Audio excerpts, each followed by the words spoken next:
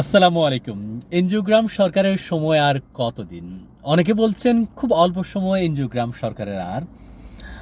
ফখরুদ্দিন মঈনুদ্দিনের ১/১১-এর পর দ্বিতীয় ১/১১ এই ২৪ পরবর্তী যে সরকার, অনেকে বলছেন শিক্ষার্থীদের ভুলভালভাবে বুঝিয়ে যে আন্দোলন করে আ ক্ষমতা দখল করা হয়েছে, সে ক্ষমতা দখলের পরে এখন অনেক শিক্ষার্থীর মোহভঙ্গ হয়েছে।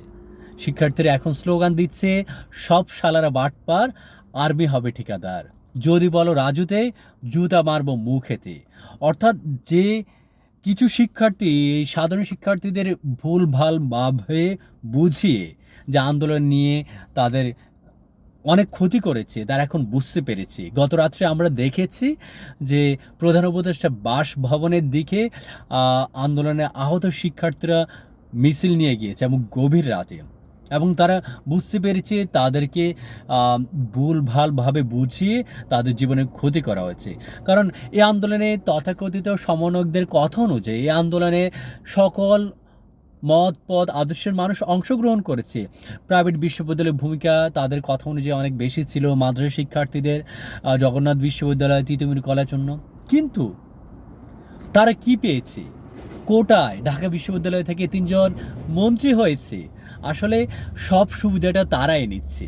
সো এখন অন্য বিশ্ববিদ্যালয়গুলো, অন্য কলেজগুলো, প্রাইভেট বিশ্ববিদ্যালয়গুলো, মাদ্রাসা শিক্ষার্থীগুলো বুঝে গিয়েছে যে এই আন্দোলন তো আসলে মেটিকুলাস প্ল্যান ছিল, এবং এই কথাটা তো তাদের মাস্টার মাইন্ডের মুখেই শোনা গিয়েছে, এবং মাস্টার মাইন্ডকে বিশ্বমঞ্চে পরিচয় করা দেওয়া হয়েছে যে এই জুলাই অভ্যুত্থানের মাস্টার মাইন্ড।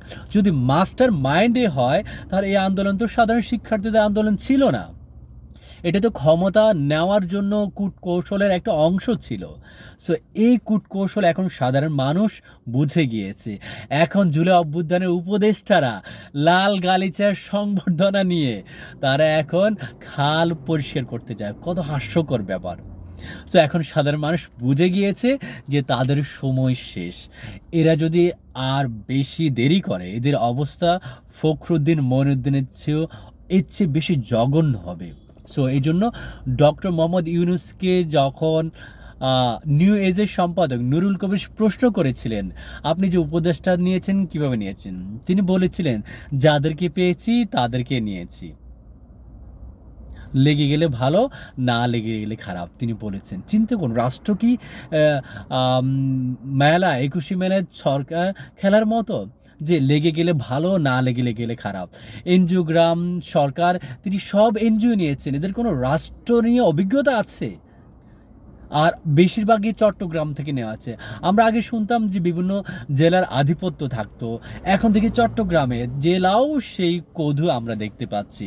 সো এখন সাধারণ মানুষ বুঝে গিয়েছে যে এই সরকার বেশি দিন রাষ্ট্র চালানোর সক্ষমতা এই সরকারের নেই। আসলে এদের কোনো অভিজ্ঞতা নেই। রাষ্ট্র যে অনেক বৃহৎ একটা জিনিস, অভিজ্ঞতা না থাকলে এই রাষ্ট্র চালানো এত সহজ নয়। যে উপদেষ্টারা এখন মন্ত্রী পদমর্যাদায় ফ্ল্যাগ বহন করেন, এদেরকে যদি আপনি গ্রামে মেম্বার নির্বাচনও করতে দেন, এর কেউ মেম্বারও টিকবে না, আর এরা রাষ্ট্র চালাচ্ছে, এত সহজ। সো এখন সবাই বুঝে গিয়েছে এদের সময় বেশি দিন নেই। এদের অবস্থা ফখরুদ্দিন মঈনুদ্দিনের চেয়েও খুব খারাপ হবে।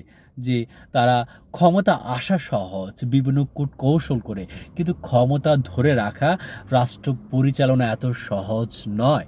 সো খুব দ্রুত ডক্টর মোহাম্মদ ইউনূস যদি সেফ এক্সিট না নেন, তাহলে তার অবস্থা হবে ফখরুদ্দিন মঈনুদ্দিনের চেয়েও অনেক বেশি খারাপ। সো আমরা বিশ্বাস করি এই রাষ্ট্রটা তার আগের স্বাভাবিক যে উন্নয়ন, অগ্রগতি, সমৃদ্ধির পথে ফিরে আসুক, এই প্রত্যাশায় এদেশের সাধারণ মানুষ মনে করি। আমরা যেভাবে বিশ্বের মানচিত্রে গর্বিত বাংলাদেশ হিসেবে অবস্থান নিয়েছি, সেই পথ আবার ফিরে আসুক, এই প্রত্যাশা করে সাধারণ মানুষ। আপনারা সকলে ভালো থাকুন, সুস্থ থাকুন। আল্লাহ হাফিজ। আসসালামু আলাইকুম। বাংলাদেশ চিরজীবী হোক। জয় বাংলা, জয় বঙ্গবন্ধু।